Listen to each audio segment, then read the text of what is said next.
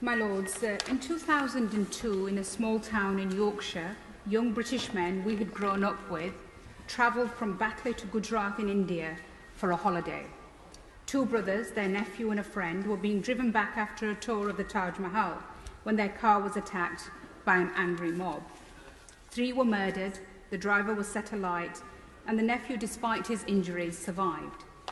These men became victims of a spate of violence now known as the Gujarat riots, in which thousands lost their lives, women and girls were raped, beaten and burnt, and homes and businesses were set alight. The Chief Minister of the state of Gujarat at that time was a one Narendra Modi.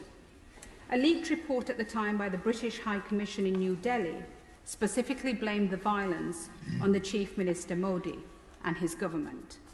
It led to Narendra Modi being described as the butcher of Gujarat, with travel bans imposed on him by many, including the United States, whilst we in Britain imposed a total boycott of Modi, refusing to engage with him for a decade.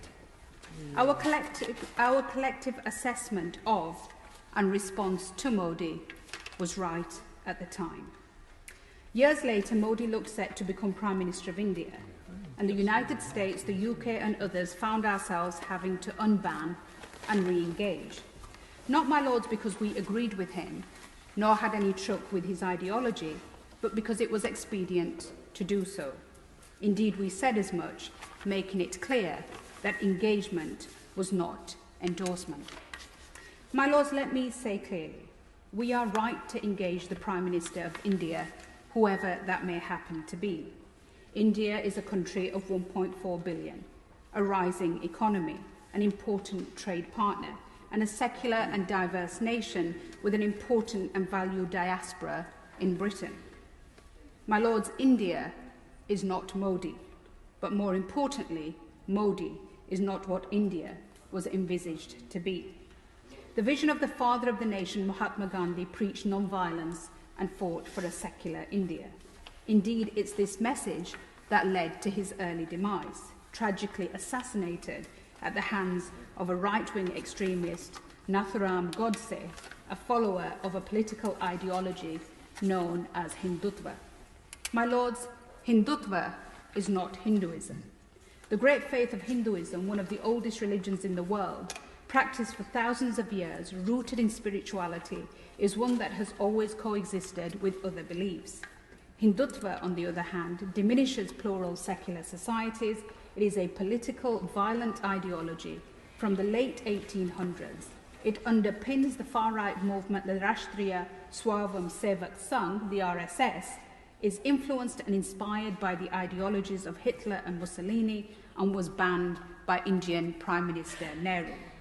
And this, my Lords, lays out the tension in today's India.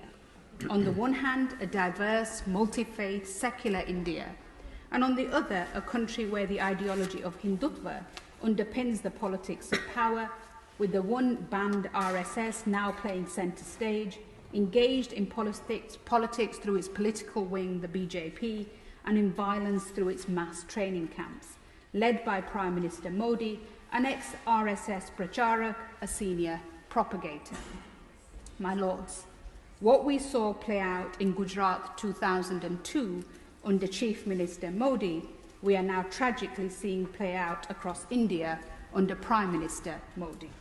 From lynchings to burnings of home, lootings to rape, the ideology of Hindutva and its promoters has attracted widespread criticism from Indian civil society committed to a secular state as enshrined in the Indian constitution. Discrimination and harassment of Christian, Muslim, Sikh and Dalit communities, attacks on those in interfaith marriages, the passing of anti-conversion and citizenship amendment laws, targeted killings, burning and bulldozing of minority homes, desecrations of places of worship, boycott of businesses based on religion, and even citing Mother Teresa and her work as a Christian conspiracy are now mainstream. For years, Indian civil society have been sounding the alarm bells. Women groups in 2020 accused Modi of encouraging communal hate and fear-mongering, making women of all communities feel more insecure and threatened.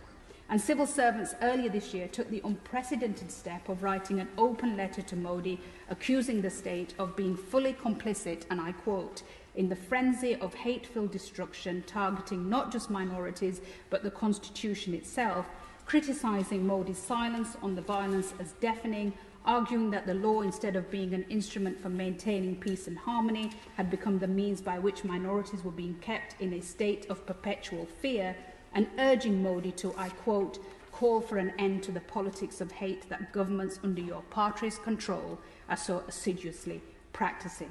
My lords, at best, Modi and his senior ministers never condemn the violence. At worst, their rhetoric, through words on public record, instigate and feed the violence. So in conclusion, my lords, I understand we often have to hold our nose and trade with those with whom we would rather not. But as we move forward with our trade and cooperation agreement with India, let's not forget our fellow citizens murdered there, who have been denied justice and even the dignity of a burial. Shakil Dawood, Saeed Dawood, the boys from Batley, whose remains have never been returned, and Mohammed Aswat. 20 years on, I urge my noble friend to meet the Dawood family, to ask for the return of their family's remains. It's time to bring them home.